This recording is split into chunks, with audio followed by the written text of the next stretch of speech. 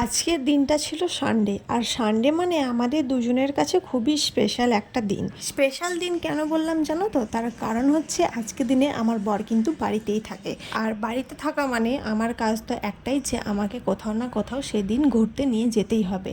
তো আমরা দুজন ঠিক করলাম যে চলো তাহলে একটু ঘুরেই আসি। তো এখন তো রথের মেলা পড়েছে সবাই জানো, তাই আমরা দুজন রেডি হয়ে গেছিলাম, আর রেডি হয়ে কিন্তু দুজন মিলে বেরিয়ে পড়েছিলাম রানীগঞ্জ শেয়ারশোলের রথের মেলা দেখতে।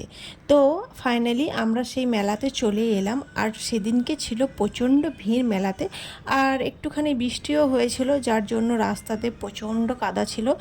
আর আস্তে আস্তে ভিড়টা বাড়তেও শুরু করলো। আর এটা হচ্ছিল রাজবাড়ি। এই রাজবাড়িতে কিন্তু আমি প্রথম ঢুকলাম, তার আগে কিন্তু আমি এখানে কখনো আসিনি। আর এই ঠাকুরগুলো আমি প্রথম দেখলাম, এর আগে কিন্তু আমি দেখিনি। এর আগে আমি মেলা দেখেছি ঠিকই অনেক দিন আগে, তো বিয়ের পর এটা কিন্তু আমার প্রথম রথের মেলা দেখা। তো আমরা এখানে কিছুক্ষণ ঘুরলাম, দেখলাম, বেশ ভালোই লাগলো। আর ভিড় তো মোটামুটি বাড়তেই থাকছে, যত রাত হচ্ছে ততই কিন্তু ভিড় বাড়ছে। আর আমার তো বেশ মেলা দেখতে ভালোই লাগে, তোমাদের কার কার ভালো লাগে কমেন্টে অবশ্যই জানিও। আর আমার তো সবসময় ইচ্ছে করে যে কোথাও না কোথাও একটু ঘুরতে যাবই, তবে দুজনের মধ্যে সময় হয়ে উঠতে পারে না। তাই আমাদের দুজনেরই যখনই কাজ টাজ কমপ্লিট হয়ে যায় তখনই আমরা দুজনা ঠিক করে ফেলি যে চলো কোথাও একটা ঘুরে আসি। আর মোটামুটি আমাদের ঘুরতে বেরোনো হয়, কিন্তু খুব কমই, আবার একবার করে হয়ে যায় এমনই যে বাড়িতেই থাকা হয়, কখনো বাইরে বেরোনোই হয় না। তো সব শেষে আমরা চলে এসেছিলাম এদিকে একটু খাওয়া দাওয়া করতে। আমরা আজকে ঠিক করে এসেছিলাম যে বাড়িতে আজকে কিছু আর খাওয়া দাওয়া করব না, যা হবে মেলাতে খাওয়া দাওয়া করে আমরা বাড়ি ফিরবো। তো আমাদের খাবার খাওয়া হয়ে যাওয়ার পর আবার আসি মেলাতে কিছুক্ষণ ঘুরতে।